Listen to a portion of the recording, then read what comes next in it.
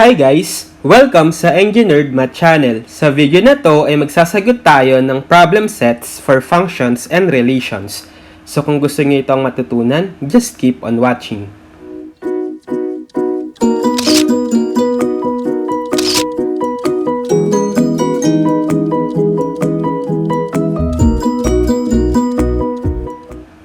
Okay, so this time ay magre-review tayo about functions and relations. So, magsasagot lang tayo ng different questions na pwedeng ma-encounter kapag inaaral natin yung functions and relations. So, by the way, ay meron naman na akong series of videos for functions and relations.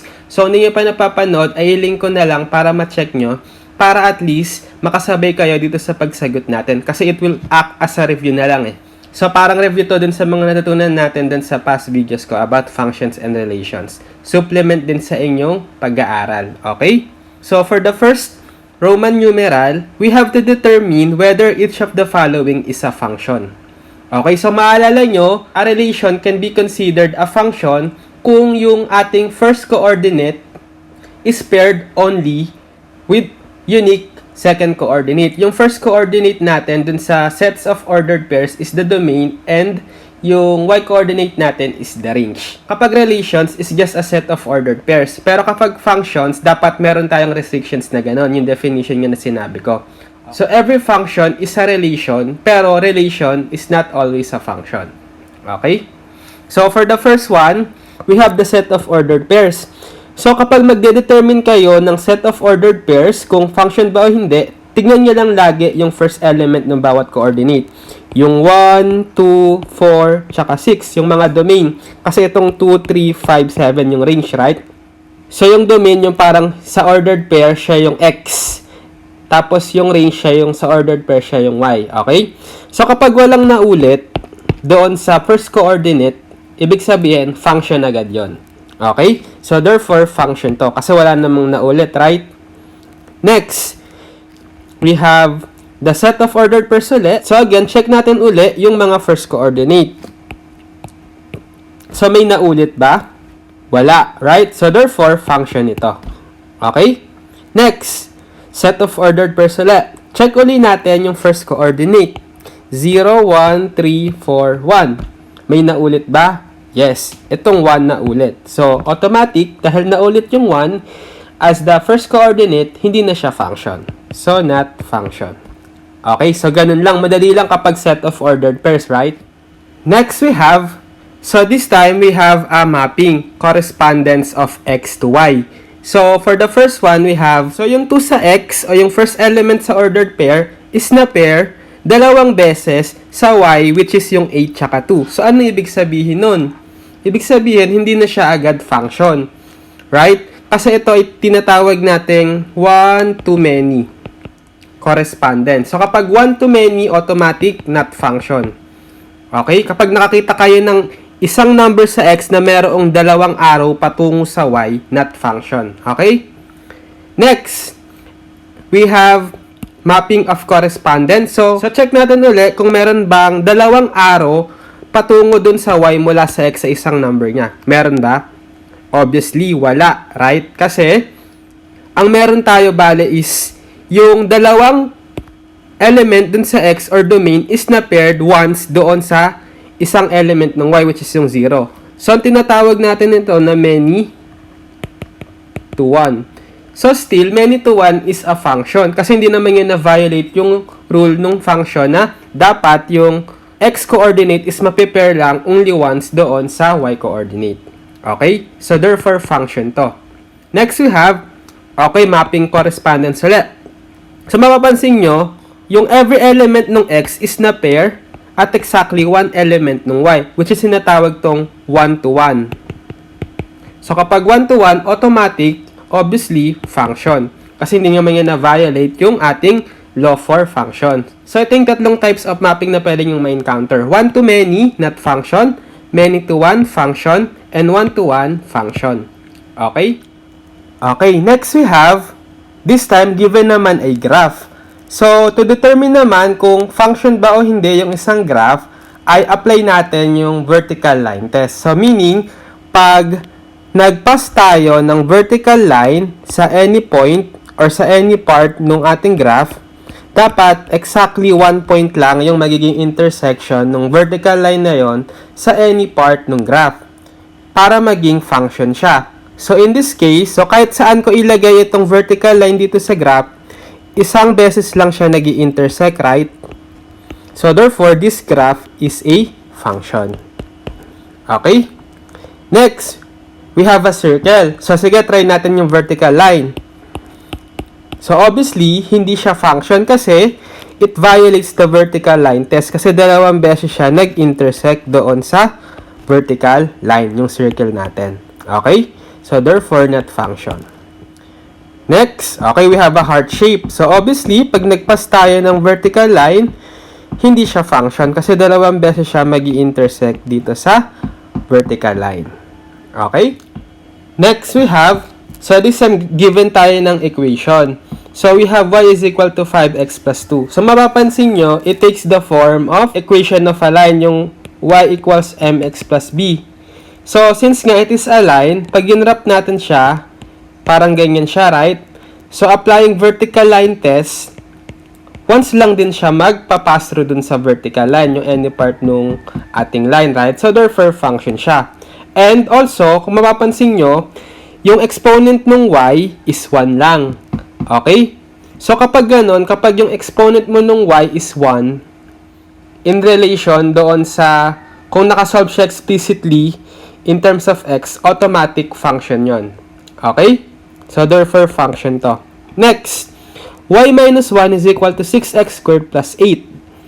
Okay, so this time, meron tayong quadratic kasi yung x natin is naka-squared. Yung y, ang exponent niya lang is 1. So kung itatry natin i-graph, ang itsura ng parabola is like this, right? So ito yung expect nating magiging graph niya. Upward siya kasi positive yung numerical coefficient ni x squared and then x yung naka-squared, right? So, pag nag-pass tayo ng vertical line sa any part nung parabola or ng graph nitong given equation natin, isang beses lang mapapass through yung graph natin ng vertical line. So, therefore, function. And again, tulad din sa 1, dahil si y ay meron lang exponent na 1, automatic function siya. So, any polynomial function, let's say y is equal to equated to any polynomial of n degree. Let's say 3x cubed plus 2x squared plus x and so on. Automatic function yon. Okay? Next, y squared is equal to 3x minus 5. Okay, so this time, hindi na 1 yung exponent ni y but 2. So, mapapansin nyo, it is also a graph of parabola. Yun nga lang, ang orientation niya is to the right.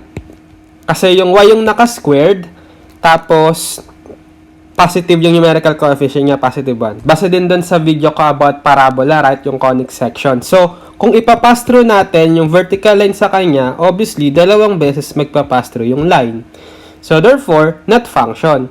So, lagi nyo tatandaan, kapag yung y nyo is merong na exponent na 2, hindi siya magiging function. Kasi kapag nagsasunod kayo ng value ng x, automatic, magkakaroon siya ng dalawang value for y. Same numerical value ng y, but in opposite sign, plus minus. Okay? Next, y is equal to square root of x minus 1. Okay, so this time, kung mapapansin nyo, pwede natin i-square both sides, right? Para maging y squared is equal to square root of x minus 1. Kaso, hindi ganun yung original given, hindi ito. But yung given, originally, is y is equal to square root of x minus 1. Kasi kapag yung given natin is y is equal to x minus 1, to solve for y explicitly, magiging plus minus x minus 1. Automatic, dalawang value ka ng y for a certain value of x. Let's say, x is 2. When x is 2, square root plus minus is square root of 2 minus 1 or 1. Or y is equal to plus minus 1, right? So, therefore, meron kang coordinate na 2, 1, and 2, negative 1. Which kanina, kapag set of ordered pairs, it will violate the law of function. Kasi naulit agad yung 2 dun sa set of ordered pairs, right? Kaso, hindi naman ganun yung case. Kasi wala tayong plus minus dito. Ibig sabihin, ang graph lang nito, bale, although parabola dapat siya, kaso, isa lang yung portion niya. Itong taas lang. wala yung baba kasi wala siyang plus minus symbol sa unahan. So, therefore, pag nag-pass through tayo ng vertical line, function pa rin siya kasi may intersect ng vertical line yung graph at 1 point lang. Okay? So, therefore, function to. Okay? By the way, in 12, not function, ha? Next, x minus 2 quantity squared plus y minus 5 quantity squared equals 25. Okay. Obviously, hindi siya function kasi itong y, meron siyang exponent na 2. So, actually, it is an equation of circle, which kanina nung ginrap natin, hindi function, right? So, therefore, dahil nga nakasquare yung y natin dito, automatic, hindi siya function. Okay? Next, we have Roman numeral 2. This time, we have to determine the domain and range. Okay? So, dito sa paghanap ng domain at range, meron tayong steps. So, take note na pag hinahanap natin yung domain at range, dapat yun yung mga values ng x or y na acceptable lang. Meaning, hindi sila magiging undefined kapag sinubstitute natin dun sa function. So, ibig sabihin, yung mga restrictions natin dito is, dapat, when we have rational function, dapat yung denominator must not be equal to 0. And then, kapag meron tayong radical with even index, let's say square root, dapat yung radical natin or yung expression sa loob ng radical symbol must be greater than or equal to 0. Okay? So, let's try to solve example 1. So, hanapin daw natin yung domain at range nito. Yung y is equal to square root of x minus 1. So, kapag maghahanap tayo ng domain, isasolve natin yung y explicitly in terms of x. So, dapat y lang yung nasa left and then puro variable x yung nasa right. So, since nakasolve naman yung equation natin for y explicitly in terms of x, pwede na natin i-apply yung restrictions dito. So, meron tayong radical right kasi meron tayong square root, which is yung index is 2, which is even. So, kapag ganun, i-apply natin yung restrictions na to. Yung radical or expression sa loob, which is x minus 1, dapat daw greater than or equal to 0. Right? So, ito yung magiging restriction natin for the domain. So, solve lang natin tong inequality. So, transpose natin tong negative 1, we have x is greater than or equal to 1. So, ito yung set of domain natin. So, for the domain, we have the set of x such that x is greater than or equal to 1. Next, for the range naman, isasolve naman natin yung x explicitly in terms of y. So, we have y is equal to square root of x minus 1, right? So, para ma-solve si x in terms of y, square muna natin both sides. So, we have y squared is equal to x minus 1. And then, transpose ko dito si negative 1, magiging y squared plus 1 equals x. Okay. Kung mapapansin nyo, yung expression natin sa kaliwa, which is in terms of y, wala siyang restriction kasi hindi naman siya rational function or hindi rin siya expression with radical kasi wala naman tayong radical symbol, right? So, therefore, kapag ganun, automatic, pag walang restriction, laging yung set of domain or range natin, this time, range kasi y yung hinahanap natin, right? Laging set of all real numbers. Okay? So, therefore, the set of y such that y is member of real number. Okay? Next, we have y is equal to x plus 2 over x minus 5. Okay, so this time, obviously, meron tayong restriction kasi meron tayong rational expression. So, for the domain, again, solve natin yung equation for y explicitly in terms of x. So, since nakasolve naman na, apply na agad natin yung restriction. For rational expression, yung denominator must not be equal to 0, right? Okay, so therefore, transposing yung negative 5 sa kabila, magiging x must not be equal to 5. Kasi kapag x is equal to 5, magiging 0 yung denominator, which is undefined. So therefore, ang restriction for domain is x such that x is not equal to 5. So kahit anong number, basta hindi equal to 5, pwedeng maging domain. Okay? Next, for range naman. So, solve naman natin explicitly yung x in terms of y. So, we have y is equal to x plus 2 over x minus 5. So, multiply natin both sides by x minus 5. So, distribute. So, we have y times x minus 5 is equal. So, dito, cancel. X plus 2 na lang. Then, distribute si y. We have xy minus 5y equals x plus 2. So, transpose ko dito si x. Transpose ko dito si negative 5y. So, xy minus x is equal to 5y plus 2. Then, factor out ko yung x. So, x times y minus 1 is equal to 5y plus 2. Then, divide both sides by y minus 1. Cancel. We have x is equal to 5y plus 2 over y minus 1. Okay. So, nasolve na natin yung x explicitly in terms of y. So, again, rational siya. So, apply natin yung restriction. So, dapat itong y minus 1, the denominator, must not be equal to 0. So, transpose negative 1, we have y must not be equal to 1. Okay, so therefore, the restriction natin is for the range y such that y is not equal to 1. Okay? Next, we have 2y is equal to x squared plus 1. Okay, so apply ulit natin yung steps. Hanapin muna natin si domain. So, solve natin muna yung y explicitly in terms of x. So, dahil may 2 pa tayo dito, divide pa natin both sides by 2. So, therefore, y is equal to x squared plus 1 over 2. Okay? So, mapapansin nyo, anong kinalabasan? Just a quadratic equation, right? So, wala tayong restriction kasi wala naman tayong radical symbol or fraction. Meron tayong fraction pero whole number naman siya. Wala siyang variable. So, therefore, tulad doon sa kaninang example, dahil wala tayong restriction, automatic yung domain natin will be set of real numbers. So, therefore, x such that x is a member of real numbers. Next, for the range. So, this time, solve naman natin itong y is equal to x squared plus 1. 2y is equal to x squared plus 1 for x explicitly in terms of y.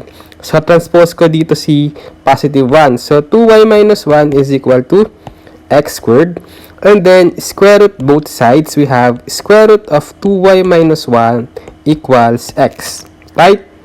So, ngayon, meron tayong radical expression with even index na 2. So, therefore, apply natin yung restriction sa taas na dapat yung expression inside the radical is must be greater than or equal to 0. Right? So, ito yung magiging restrictions natin for the range. Solve lang natin tong inequality. Transpose ko dito si 1. 2y is greater than or equal to 1. Divide both sides by 2. Y is greater than or equal to 1/2. Okay, so therefore, ito yung restriction natin. Y such that y greater than or equal to 1/2. Okay? So, ganun lang maghanap ng domain at range ng functions.